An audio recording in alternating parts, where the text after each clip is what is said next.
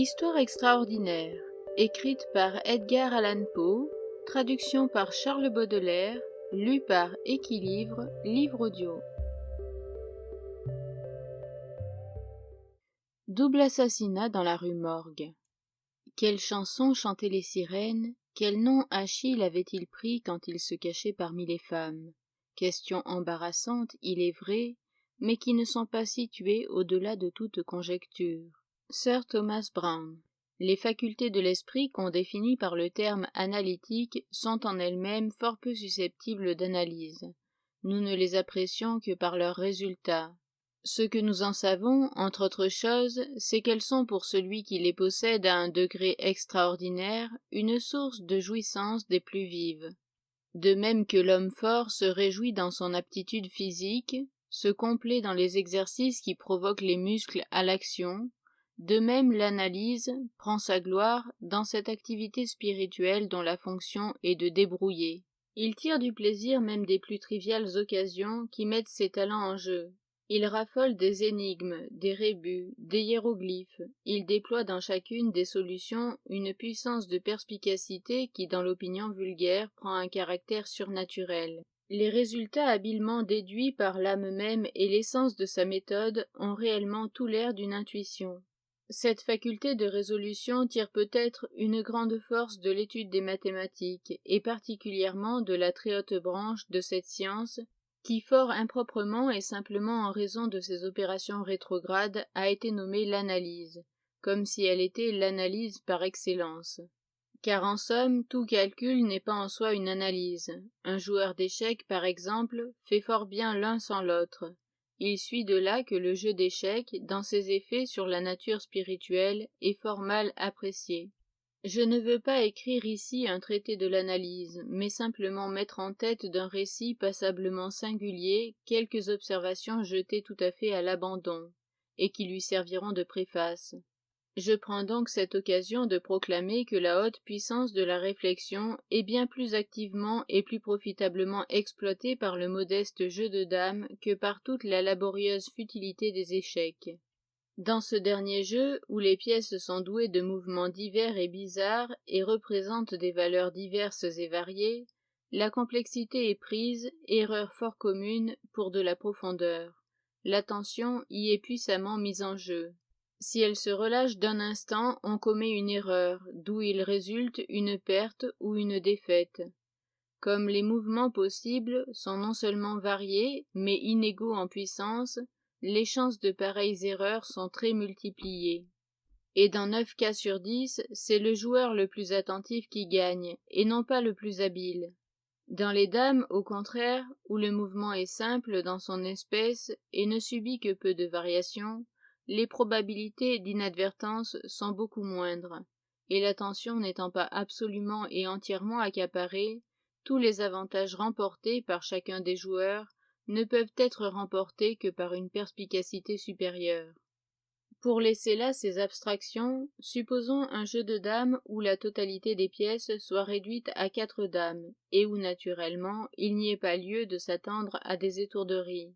Il est évident qu'ici la victoire ne peut être décidée, les deux parties étant absolument égales, que par une tactique habile, résultat de quelque puissant effort de l'intellect. Privé des ressources ordinaires, l'analyste entre dans l'esprit de son adversaire, s'identifie avec lui, et souvent découvre d'un seul coup d'œil l'unique moyen, un moyen quelquefois absurdement simple, de l'attirer dans une faute, ou de le précipiter dans un faux calcul. On a longtemps cité le whist pour son action sur la faculté du calcul, et on a connu des hommes d'une haute intelligence qui semblaient y prendre un plaisir incompréhensible, et dédaigner les échecs comme un jeu frivole. En effet, il n'y a aucun jeu analogue qui fasse plus travailler la faculté de l'analyse.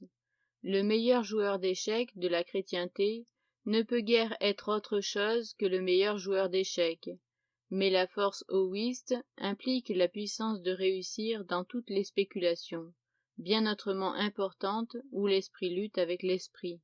Quand je dis la force, j'entends cette perfection dans le jeu qui comprend l'intelligence de tous les cas dont on peut légitimement faire son profit.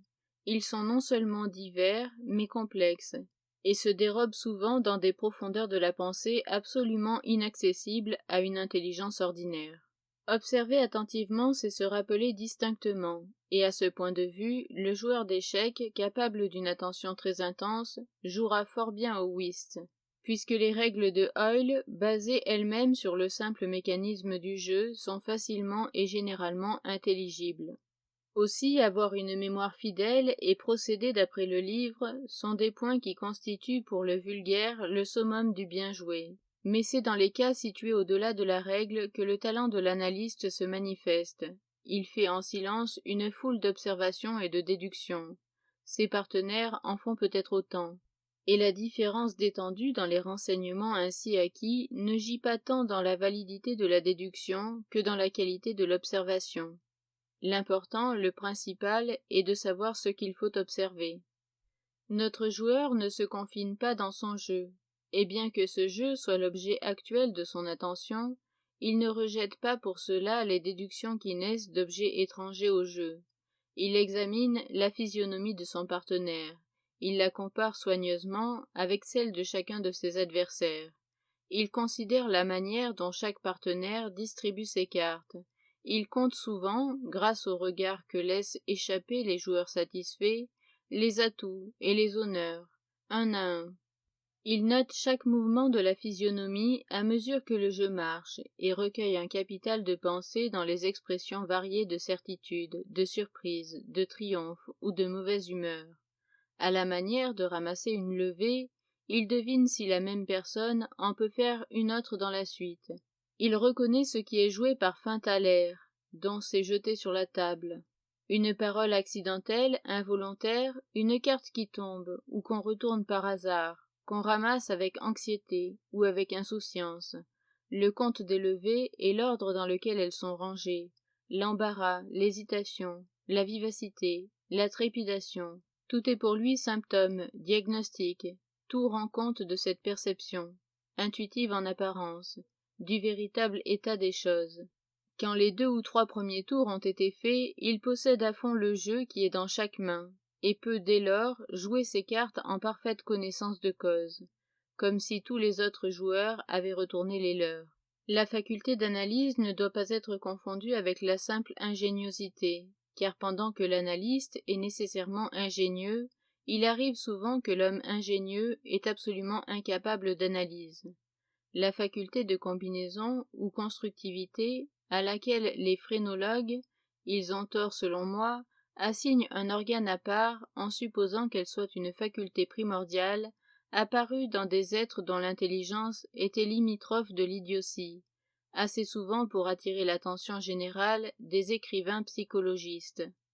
Entre l'ingéniosité et l'aptitude analytique, il y a une différence beaucoup plus grande qu'entre l'imaginative et l'imagination, mais d'un caractère rigoureusement analogue. En somme, on verra que l'homme ingénieux est toujours parfaitement imaginatif, et que l'homme vraiment imaginatif n'est jamais autre chose qu'un analyste. Le récit qui suit sera pour le lecteur un commentaire lumineux des propositions que je viens d'avancer. Je demeurai à Paris pendant le printemps et une partie de l'été 1800. J'y fis la connaissance d'un certain C, Auguste Dupin. Ce jeune gentleman appartenait à une excellente famille, une famille illustre même, mais par une série d'événements malencontreux, il se trouva réduit à une telle pauvreté que l'énergie de son caractère y succomba, et qu'il cessa de se pousser dans le monde et de s'occuper du rétablissement de sa fortune. Grâce à la courtoisie de ses créanciers, il resta en possession d'un petit reliquat de son patrimoine, et sur la rente qu'il en tirait, il trouva moyen par une économie rigoureuse de subvenir aux nécessités de la vie, sans s'inquiéter autrement des superfluités. Les livres étaient véritablement son seul luxe, et à Paris on se les procure facilement. Notre première connaissance se fit dans un obscur cabinet de lecture de la rue Montmartre, par ce fait fortuit que nous étions tous deux à la recherche d'un même livre, fort remarquable et fort rare. Cette coïncidence nous rapprocha. Nous nous vîmes toujours de plus en plus. Je fus profondément intéressé par sa petite histoire de famille, qu'il me raconta minutieusement avec cette candeur et cet abandon. ce sans-façon du moi, qui est le propre de tout Français quand il parle de ses propres affaires. Je fus aussi fort étonné de la prodigieuse étendue de ses lectures, et par-dessus tout je me sentis l'âme prise par l'étrange chaleur et la vitale fraîcheur de son imagination. Cherchant dans Paris certains objets qui faisaient mon unique étude, je vis que la société d'un pareil homme serait pour moi un trésor inappréciable, et dès lors je me livrai franchement à lui. Nous décidâmes enfin que nous vivrions ensemble tout le temps de mon séjour dans cette ville, et comme mes affaires étaient un peu moins embarrassées que les siennes, je me chargeai de louer et de meubler dans un style approprié à la mélancolie fantasque de nos deux caractères une maisonnette antique et bizarre, que des superstitions dont nous ne daignâmes pas nous enquérir avaient fait déserter, tombant presque en ruine, et située dans une partie reculée et solitaire du faubourg Saint-Germain. Si la routine de notre vie dans ce lieu avait été connue du monde, nous eussions passé pour deux fous, peut-être pour des fous d'un genre inoffensif. Notre réclusion était complète, nous ne recevions aucune visite. Le lieu de notre retraite était resté un secret, soigneusement gardé, pour mes anciens camarades. Il y avait plusieurs années que Dupin avait cessé de voir du monde et de se répandre dans Paris. Nous ne vivions qu'entre nous. Mon ami avait une bizarrerie d'humeur, car comment définir cela? C'était d'aimer la nuit pour l'amour de la nuit. La nuit était sa passion, et je tombais moi-même tranquillement dans cette bizarrerie, comme dans toutes les autres qui lui étaient propres, me laissant aller au courant de toutes ces étranges originalités, avec un parfait abandon. La noire divinité ne pouvait pas toujours demeurer avec nous, mais nous en faisions la contrefaçon. Au premier point du jour, nous fermions tous les lourds volets de notre masure, nous allumions une couple de bougies fortement parfumées, qui ne jetaient que des rayons très faibles et très pâles. Au sein de cette débile clarté, nous livrions chacun notre âme à ses rêves. Nous lisions, nous écrivions, ou nous causions, jusqu'à ce que la pendule nous avertît du retour de la véritable obscurité. Alors nous nous échappions à travers les rues, bras dessus, bras dessous, continuant la conversation du jour, rôdant au hasard jusqu'à une heure très avancée, et cherchant à travers les lumières désordonnées et les ténèbres de la populeuse cité ces innombrables excitations spirituelles que l'étude du paisible ne peut pas donner. Dans ces circonstances, je ne pouvais m'empêcher de remarquer et d'admirer, quoique la riche idéalité dont il était doué eût dû m'y préparer, une aptitude analytique particulière chez Dupin. Il semblait prendre un délice acre à l'exercer, peut-être même à l'étaler, et avouer sans façon tout le plaisir qu'il en tirait. Il me disait à moi, avec un petit rire tout épanoui, que bien des hommes avaient pour lui une fenêtre ouverte à l'endroit de leur cœur, et d'habitude il accompagnait une pareille assertion de preuves immédiates et des plus surprenantes, tirées d'une connaissance profonde de ma propre personne. Dans ces moments-là, ses manières étaient glaciales et distraites, ses yeux regardaient dans le vide, et sa voix, une riche voix de ténor habituellement, montait jusqu'à la voix de tête, c'eût été de la pétulance, sans l'absolue délibération de son parler et la parfaite certitude de son accentuation. Je l'observais dans ses allures, et je rêvais souvent à la vieille philosophie de l'âme double. Je m'amusais à l'idée d'un Dupin double, un Dupin créateur et un Dupin analyste. Qu'on ne s'imagine pas, d'après ce que je viens de dire, que je vais dévoiler un grand mystère ou écrire un roman. Ce que j'ai remarqué dans ce singulier Français était simplement le résultat d'une intelligence surexcitée, malade peut-être. Mais un exemple donnera une meilleure idée de la nature de ces observations à l'époque dont il s'agit. Une nuit, nous flânions dans une longue rue sale, avoisinant le palais royal. Nous étions plongés chacun dans nos propres pensées, en apparence du moins, et depuis près d'un quart d'heure, nous n'avions pas soufflé une syllabe. Tout à coup, Dupin lâcha ses paroles. C'est un bien petit garçon en vérité, et il serait mieux à sa place au théâtre des variétés. Cela ne fait pas l'ombre d'un doute, répliquai-je, sans y penser et sans remarquer d'abord, tant j'étais absorbé, la singulière façon dont l'interrupteur adaptait sa parole à ma propre rêverie. Une minute après, je revins à moi, et mon étonnement fut profond. Dupin, dis-je très gravement, voilà qui passe mon intelligence. Je vous avoue sans embâche que j'en suis stupéfié et que j'en peux à peine croire mes sens. Comment a-t-il pu se faire que vous ayez deviné que je pensais à... Mais je m'arrêtai pour m'assurer indubitablement qu'il avait réellement deviné à qui je pensais. À Chantilly, dit-il? Pourquoi vous interrompre? Vous faisiez en vous-même la remarque que sa petite taille le rendait impropre à la tragédie. C'était précisément ce qui faisait le sujet de mes réflexions. Chantilly était un ex-savetier de la rue Saint-Denis qui avait la rage du théâtre et avait abordé le rôle de Xerxès dans la tragédie de Crébillon. Ses prétentions étaient dérisoires. On en faisait des gorges chaudes. Dites-moi pour l'amour de Dieu la méthode, si méthode il y a, à l'aide de laquelle vous avez pu pénétrer mon âme dans le cas actuel. En réalité, j'étais encore plus étonné que je n'aurais voulu le confesser. C'est le fruitier, répliqua mon ami, qui vous a amené à cette conclusion que le raccommodeur de semelles n'était pas de taille à jouer Xerxès, et tous les rôles de ce genre. Le fruitier, vous m'étonnez. Je ne connais de fruitier d'aucune espèce. L'homme qui s'est jeté contre vous quand nous sommes entrés dans la rue, il y a peut-être un quart d'heure. Je me rappelai alors qu'en effet un fruitier, portant sur sa tête un grand panier de pommes, m'avait presque jeté par terre par maladresse, comme nous passions de la rue de C dans l'artère principale où nous étions alors. Mais quel rapport cela avait-il avec Chantilly? Il m'était impossible de m'en rendre compte. Il n'y avait pas un atome de charlatanerie dans mon ami Dupin.